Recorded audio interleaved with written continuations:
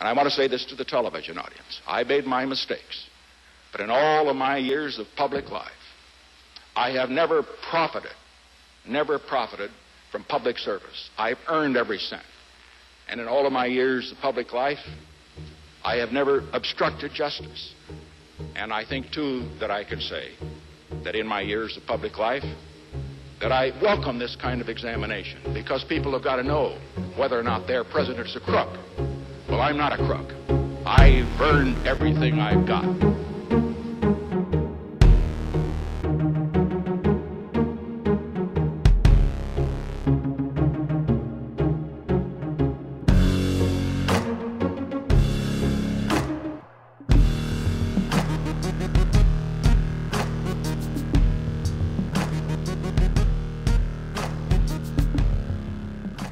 Five simple words defined a president and his legacy.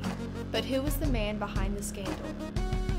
Richard Milhouse Nixon was born on his father's lemon farm in Yorba Linda, California on January 9, 1913. Soon after his birth, the farm failed and the family moved to Whittier, California, where Nixon's father ran a grocery store. Nixon had a troubled childhood, to say the least, being raised by a sometimes abusive father and controlling mother. Some historians believed that as a result of his early life, Nixon had a drive to succeed and felt he had to pretend to be good while using any tactics necessary to achieve his goals. Nixon attended Whittier College and excelled as a student and debater. Although Nixon played football, the president of the college said he was a much better debater than athlete. By 1934, Nixon graduated second in his class and won a scholarship to Duke University Law School. After obtaining his law degree, Nixon returned to Whittier, where he joined the law firm Croup and Bewley. Soon afterwards, he met Pat Ryan, a high school teacher, while performing in a theatrical play. The two were married on June 21, 1940, and would have two daughters, Patricia and Julie. As World War II was in full swing, Nixon left his job and entered the Navy as a lieutenant junior grade in August of 1942. 14 months later, he returned to the U.S. to work as a lawyer in uniform. In 1946, Nixon jumped at an opportunity to run for Congress and began his campaign, in which he defeated a 5-term congressman. Once in Congress, Nixon was assigned to the House Labor Committee and to the Select Committee on Foreign Aid. Nixon quickly established a reputation as an internationalist in foreign policy, which would win the crowds over in his future presidential campaign. Not only did Nixon gain national attention, but also that of General Dwight Eisenhower, who chose him as a running mate in the successful presidential campaign of 1952. And as we contribute to the Republican cause, what we will do is to forge a great victory for the Republican Party next November.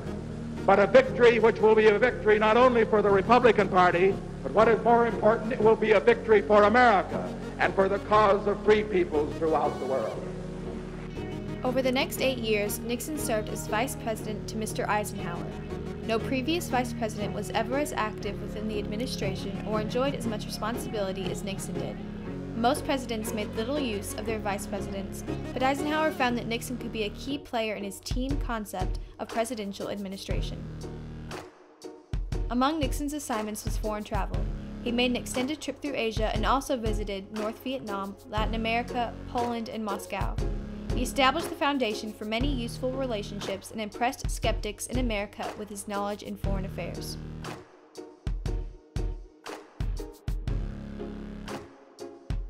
His vice presidency paved the way for bigger and better opportunities, and in 1960, Nixon won the Republican nomination for president.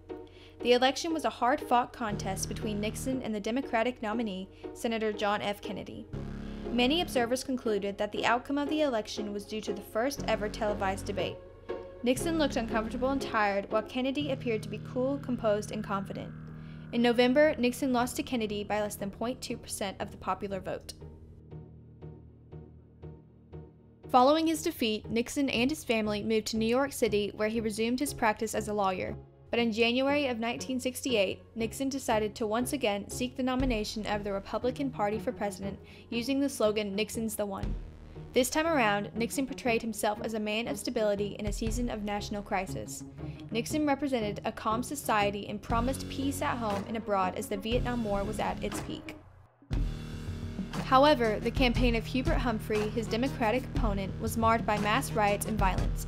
In the election of 1968, Nixon won by nearly 500,000 popular votes, making him the 37th President of the United States.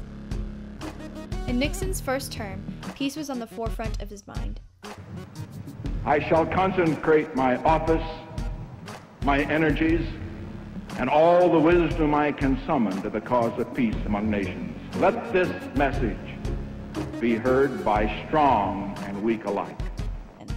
His first objective in establishing peace was to negotiate for an end to the Vietnam War. However, it was unsuccessful and repeated attempts were unproductive. In the meantime, Nixon ordered troops to be brought home, hoping that by the end of 1970, all Americans in combat would be out of Vietnam. Little did he know it would take 2 more years until most American ground troops would be withdrawn from Vietnam. And on September 28, 1971, Nixon signed legislation abolishing the military draft. Shortly after his election, Nixon made one of the most historic long-distance telephone calls on July 19, 1969. Neil and Buzz, the President of the United States is in his office now and would like to say a few words to you. Over.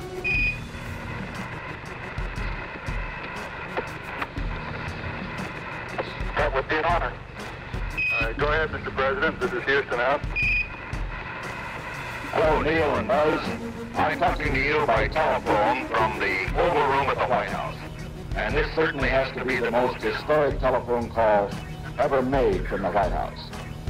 In the first half of 1972, Nixon visited China to reduce international tension and forge new links of friendship with old rivals. Nixon's trip to China was the first high-level contact between the United States and the People's Republic of China in more than 20 years. It was during these talks that the two leaders agreed to expand cultural contacts between their two nations, and Nixon also established plans for a permanent U.S. trade mission in China. In his 1972 bid for re-election, Nixon defeated Senator George McGovern, the Democratic candidate for president, by one of the widest electoral margins ever, winning 520 electoral college votes to McGovern's 17. Prior to the election, what first appeared as a minor burglary in the Democratic National Headquarters was to become the beginning of the end of Nixon's political career. The break-in of the Watergate apartment complex in D.C. was soon linked to Nixon's presidential campaign committee.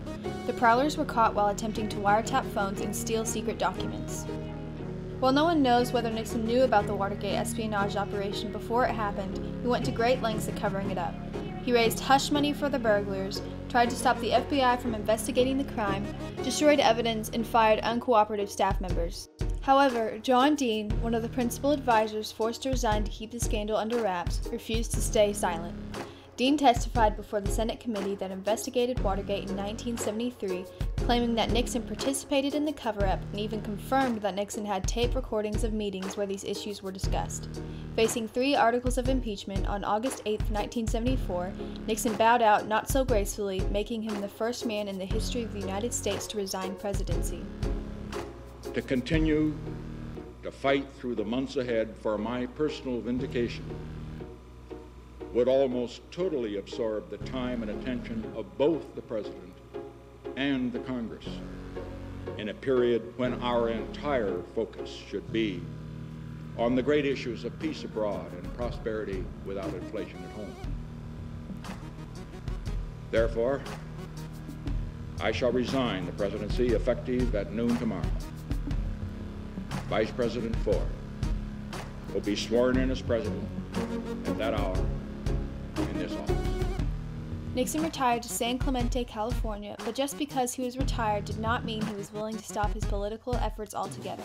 He was constantly on the road, writing of his experiences in office and giving advice to upcoming politicians. And on April 18, 1994, at the age of 81, Richard Nixon suffered a debilitating stroke, rendering him comatose, and 4 days later he passed away. Richard Nixon was a master politician who was beguiled by the allure of power. His destination was countrywide peace, and though he accomplished that in some form, in the end his own desires took over. Power comes with a price. But before his fall from grace, he was a determined man aspiring to change the world with the persuasiveness to do just that.